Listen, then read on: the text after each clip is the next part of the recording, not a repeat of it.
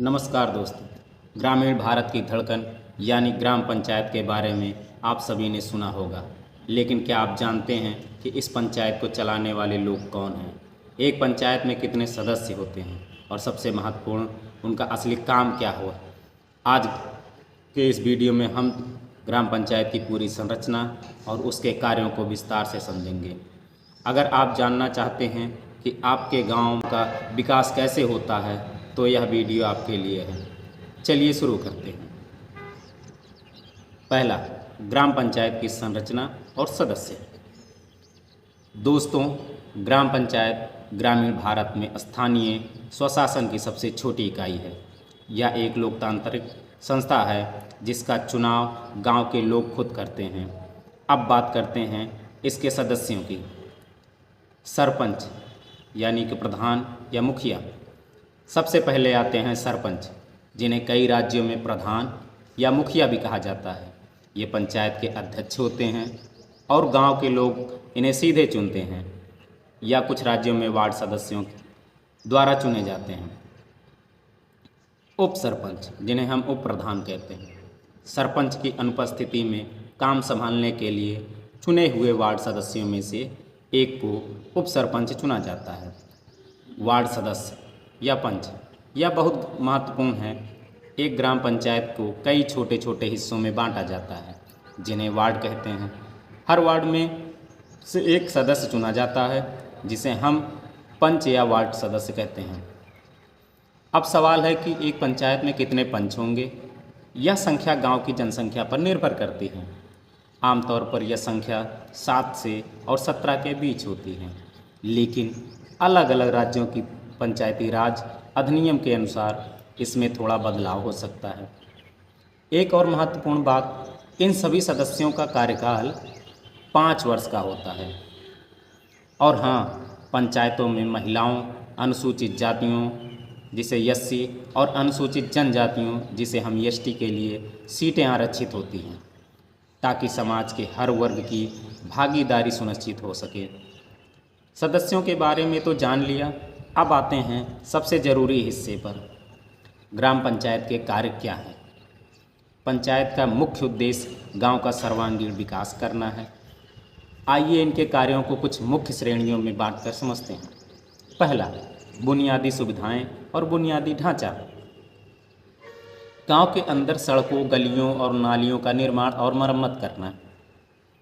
सार्वजनिक स्थानों पर स्ट्रीट लाइट की व्यवस्था करना। पीने के साफ पानी की व्यवस्था जैसे कुएं, हैंडपंप, पाइपलाइन और उनका रखरखाव करना।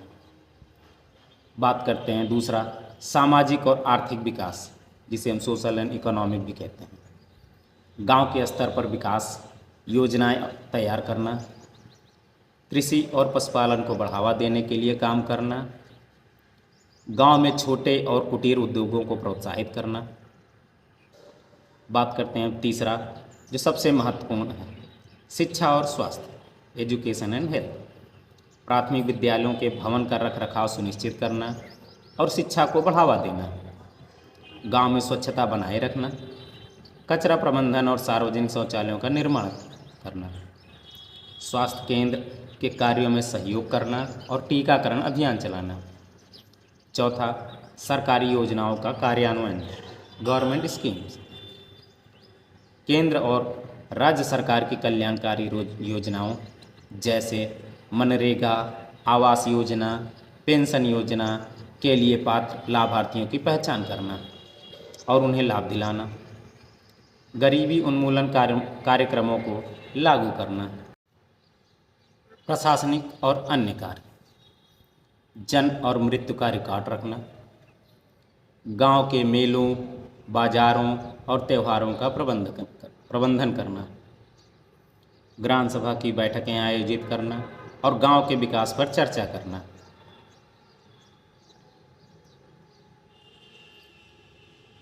अब आप सोच रहे होंगे कि इतने सारे काम करने के लिए पंचायत के पास पैसा कहाँ से आता है? पंचायत के पास फंड के मुख्य रूप से 3 स्रोत होते हैं। पहला, सरकारी अनुदान। केंद्र और राज्य सरकारें विकास कार्यों के लिए सीधे पंचायत को फंड देती है। दूसरा, स्थानीय कर। पंचायत को घर, जमीन, वाहनों और बाजारों पर छोटे मोटे टैक्स लगाने और वसूलने का अधिकार होता है। अन्य स्रोत जैसे सार्वजनिक संपत्तियों, तालाब, दुकान से किराया या चंदा लेना। तो दोस्तों, यह थी ग्राम पंचायत के सदस्यों और उनके कार्यों की पूरी कहानी। पंचायत हमारे लोकतंत्र की नींव है। अगर आप अपने गांव का विकास चाहते हैं तो अपनी पंचायत की बैठकों, ग्राम सभा में भाग लें। अपने वार्ड सदस्य और सरपंच से सवाल पूछें और गांव की तरक्की में अपना योगदान दें। मुझे उम्मीद है कि यह वीडियो आपको इन्फॉर्मेटिव लगा होगा। अगर हाँ तो इसे लाइक करें और अपने दोस्तों और विशेषकर ग्रामीण क्षेत्रों के लोगों के साथ शेयर करें ताकि वे भी अपने अधिकारों को समझें। और ऐसे ही और वीडियो देखने के लिए हमारे चैनल को सब्सक्राइब करना ना भूलें। आपके कोई सवाल हों तो कमेंट बॉक्स में ज़रूर पूछें। धन्यवाद। नमस्कार दोस्तों। जय हिंद, जय समाजवाद, समाजवादी पार्टी जिंदाबाद।